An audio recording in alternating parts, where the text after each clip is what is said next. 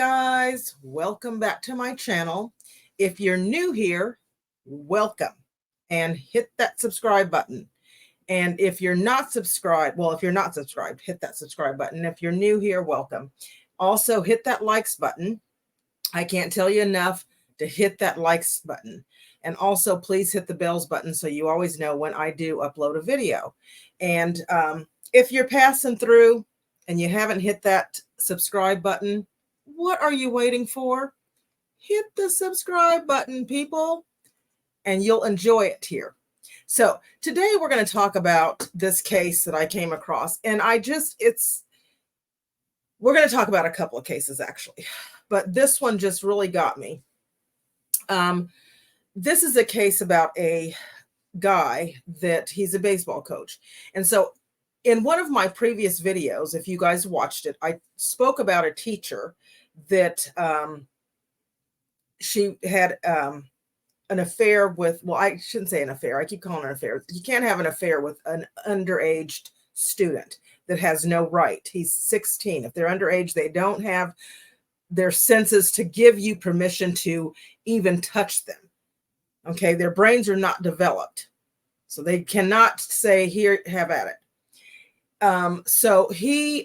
So I said I was going to be doing a series on, since school was starting up, I was going to be doing a series on the teachers or coaches to let you know what was going on and how many cases are coming to light about these teachers and or coaches or figures in our children's lives that are taking advantage of them and SAing them and or assaulting them. It's mind-boggling. And it's happening not only with males, but it seems to be happening more and more with females, with female teachers. And I'm like, I just don't get it. What is going on with our population of female teachers? I'm like, my goodness, you see it more and more. I'm starting to see it more and more with our female teachers now. I mean, here in California, where I'm at, I just heard another female teacher that just was sentenced to years in prison for assaulting a student. So I'm like, oh my goodness, what is going on here? Can we not trust our children to go to school and be safe with adults anymore? It's like, come on, people, what are you doing? So this one was a case of Oklahoma, and this guy was a baseball coach, and he was living with his girlfriend at the time. He was a baseball coach. Like I said, he was HIV positive, and he was molesting this little girl for quite a while. It turns out that the mom knew about it and did nothing about it until she finally got fed up this one last time and finally started to do something about it. Again, I don't understand parents that allow these things to go on with their children, that if you see, if I walked in and I seen someone touching my child, that's all she wrote. That is all she wrote.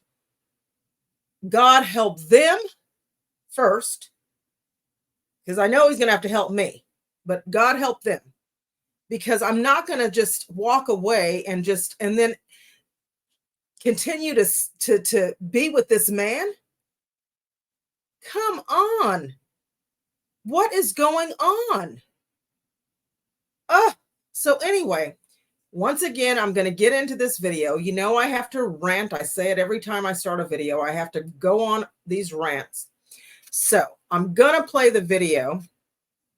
Once again, hit that subscribe button and also the likes button. And we'll get started. with this video. Donovan, what's his name? Donovan Shepherd is this guy's name. He was HIV positive and essayed this little 12-year-old little girl. And to me, I'll keep that thought to myself. I'll keep until after the video. Anyway, let me share this video.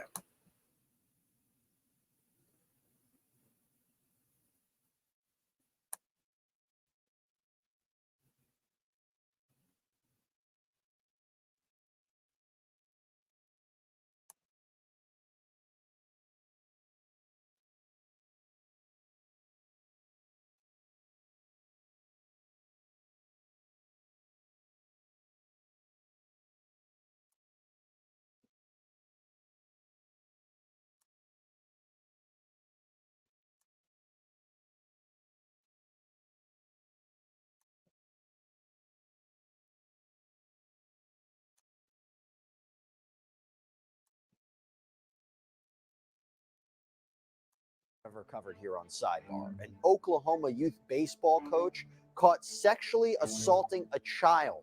And now the victim and her family, they're getting some justice, and a child rapist may be locked away forever. Renowned predator catcher Chris Hansen joins me to help analyze this truly disturbing case. Welcome to Sidebar, presented by Law and Crime. I'm Jesse Weber. So we first told you about this case here on Sidebar back in January, and that is when Donovan Shepherd was arrested for raping the daughter of the woman that he had been living with. Let's process that for a second. Well, now he has pled guilty to these heinous crimes. And Shepherd, if you recall, was a coach for the youth baseball team Oklahoma Aftermath. He was apparently out at a bar in Moore, Oklahoma. He allegedly got into a fight, and police say a woman that he was living with came to pick him up and took him to Oklahoma City. But while she went to bed, he apparently didn't. No, she went looking for him, and what does she find? She finds him raping her 12-year-old daughter. She actually held him at gunpoint until the police got there. And if that wasn't bad enough, when Shepherd was arrested, police say both Shepherd and this woman told them Shepherd was HIV positive.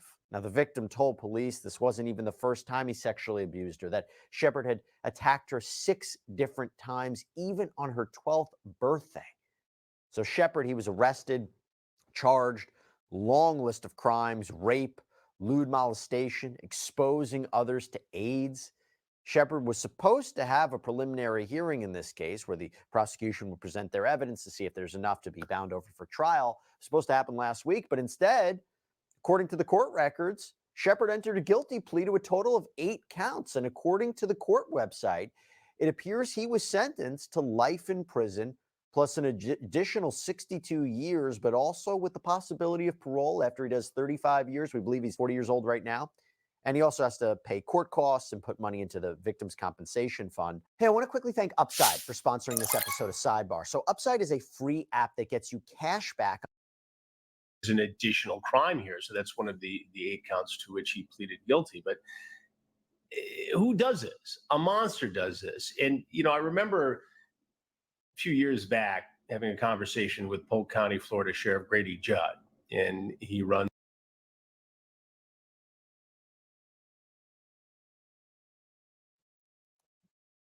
Okay, so he pleaded guilty to these charges, and he got life plus an additional some additional years. The mom knew he had essayed her 6 times, and even on her 12th birthday. And this time when she woke up, she apparently had caught him, and so she was fed up at this point, and that's when she finally held him at gunpoint, knowingly that this man had HIV and all along was essaying her daughter, was R-ing her daughter. I'm sorry. First of all, your daughter is 12 years old. He started at 11. At 11. R-ing her, and you knew about it.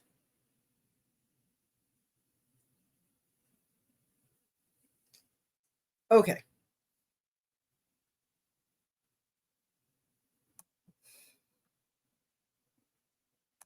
Runs the sheriff's office there, and that's one of the agencies with which we do our sting operations around the country.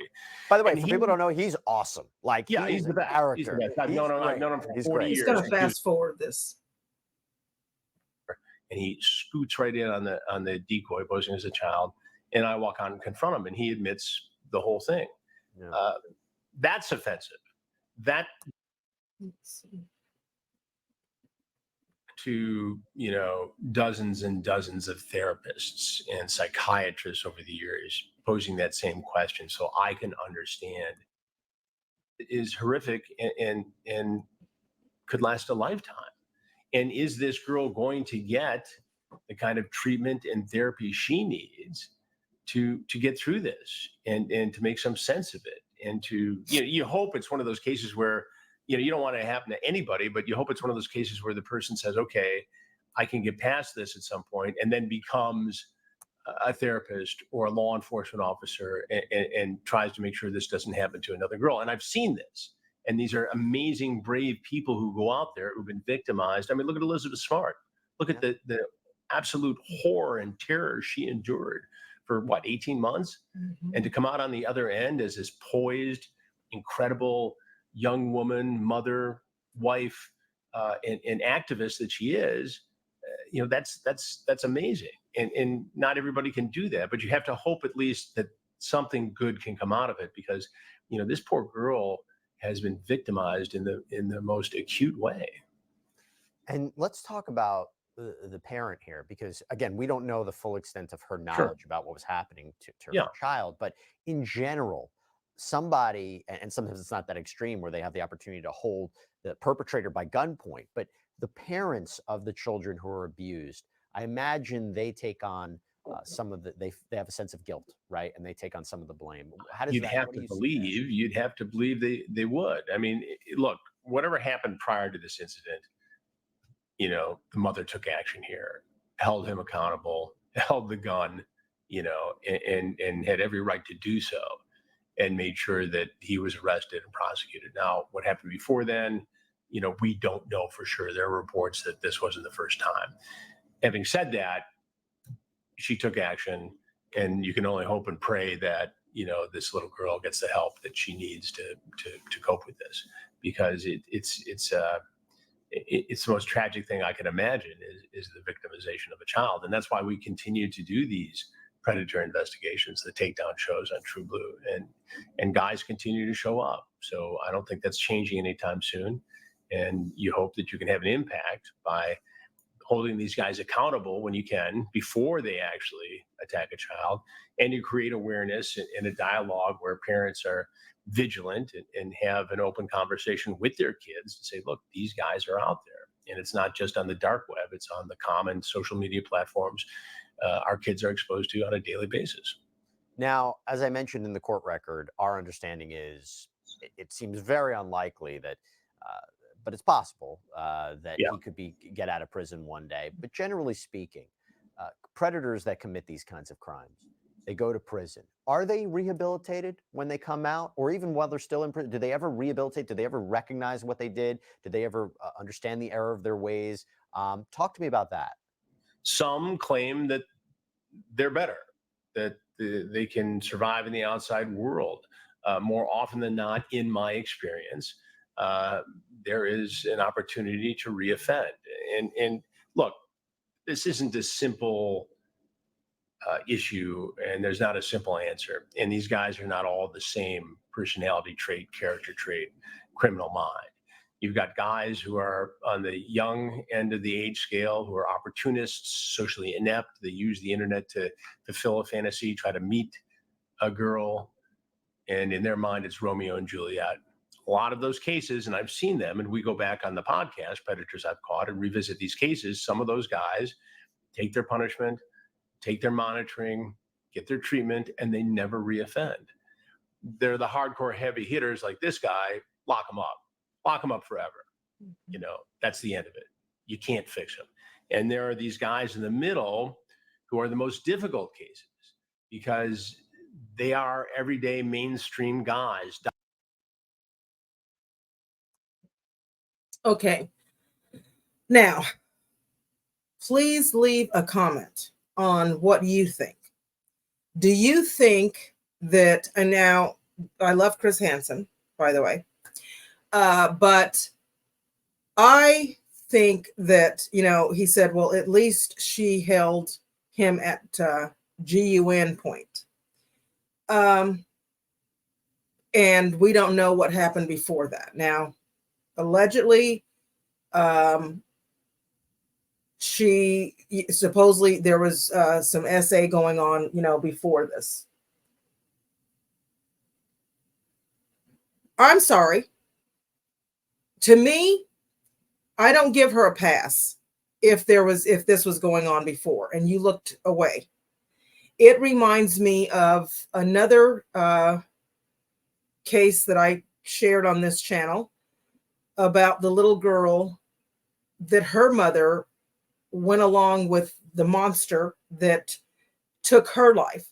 And she said, oh, she was at school. Then she wasn't at school. Then he's crying. And they did a video on YouTube. Go back and watch that one. Madeline Soto. And she went along with this monster doing these horrific things to her daughter. And her daughter slept in the bed with the two of them. And she knew that these things were happening to her daughter, horrific things to her daughter. And she did nothing about it. As a mother or a father, when you know that these things are going on to your child and you look the other way, as I did with the teacher that was taking advantage of this young man. And he said, well, he was going to do it anyway. So I just allowed them, and go back and watch that story. I just allowed them to come to my house and do it. So, and my response is okay, did you offer, might as well just, hey, go in this middle bedroom and that you can have that pillow, and you want a glass of wine, teacher? Are we giving permission for these predators to come in and just have their way with our young children? We were put here to be adults. We were put here to be parents, not friends, not somebody just to be there. We are here to protect our children. So what are we thinking when we allow and we look the other way when these people are coming and taking advantage of our children, and we just look the other way? If you've seen it the first time, you don't look the other way and say it's okay, and then lay down in the same bed with this monster that is SA'd your child the first time, and you look the other way and let this monster lay in your bed and stay in your house? Are you kidding me? No, absolutely not. So I don't agree with Chris Hansen. Well, she held him at GUN point after the 6th time? No, I don't agree with that. Something should have been done the first time. You don't wait 6 more times later and then you get fed up, and then, so no, I don't give her credit. And please leave a comment, someone. I'm glad that she finally did it and she didn't let it go on and something more drastic, happened. But I think that it would not have happened 6 more times had she done something about it the first time. Leave a comment. Let me know what you think, because I'm not agreeing with that. And she doesn't get a pass in my book. I'm sorry. I'll let y'all finish watching this video. Doctors, they're businessmen, they're guys. Some people in our business have gotten caught up in this, and they have this fantasy of being sexually with an underage child, a boy or girl, and they know there's a 20% chance of getting caught, just like there's a 20% chance of having fentanyl in your heroin and dying of an overdose. But they do it anyway because they have this need to fulfill this fantasy. And for whatever combination of reasons, they can't control it, and they show up in our investigations, and we see it all the time. So that middle area is the most vexing to me, at least. And again, I'm not a therapist, I'm not a psychiatrist. I just have come face to face with 500 or 600 of these guys, and that's my experience, and along with having talked to people who are expert in this field.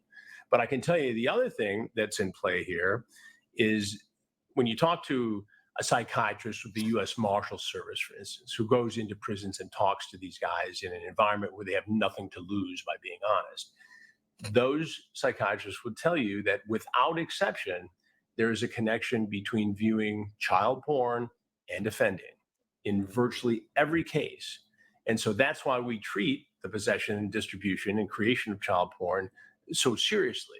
And that's why the sentences are so severe, is because every time that one of those pictures or images is made, it's the violation of a child, and it's a continued violation every time somebody views an image like that.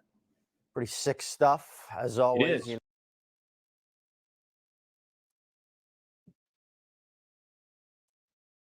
So that's a story of Donovan Shepard, the baseball coach out of Oklahoma that AR'd a 12-year-old little girl from a little time when she was 11, and then AR'd her on her 12th birthday, which reminds me of Madeline Soto when he had AR'd her for years, and her mother knew about it, and the mom let her sleep in the bed. Please go back and watch that story, because I did do a story on that, and I'm sure you guys all heard about that story. But the mom had told, different stories about that, of what happened. Her story had changed several times. I'm like, are you people, what is going on inside of your head that you are allowing these men, that you are so, your self-esteem or something inside of you is just so empty that you need to let these men at your young children in order to keep them. I don't get it. And you really need to seek counseling.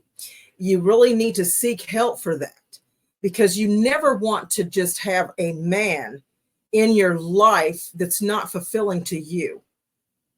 If that man is not paying attention to you and not making you feel whole, and he has to look at someone else or something else and not give you the attention that you need, then you don't need that man in your life. Don't settle. And especially don't put your children in harm's way just to have something in your life. Don't do that. Make sure that you are whole and healthy, and that you always make sure that you put yourself and your self-values and your self-worth ahead of anything and anyone, so that you can have a healthy relationship in life. Because when you start settling and you start accepting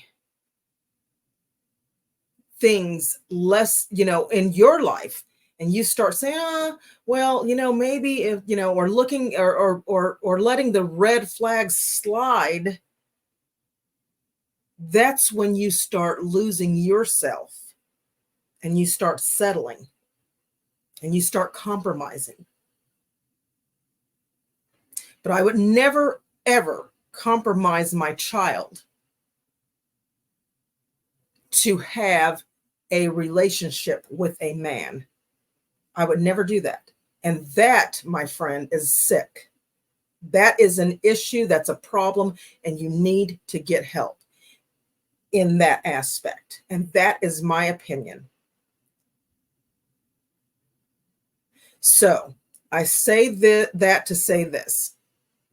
If you find that man or woman is more interested in your children than you, that's a red flag, and you need to look a little deeper before you bring that man, allow him into your home or to even meet your child, period. If he starts saying, oh, let me see pictures of your child, oh, she's so cute, or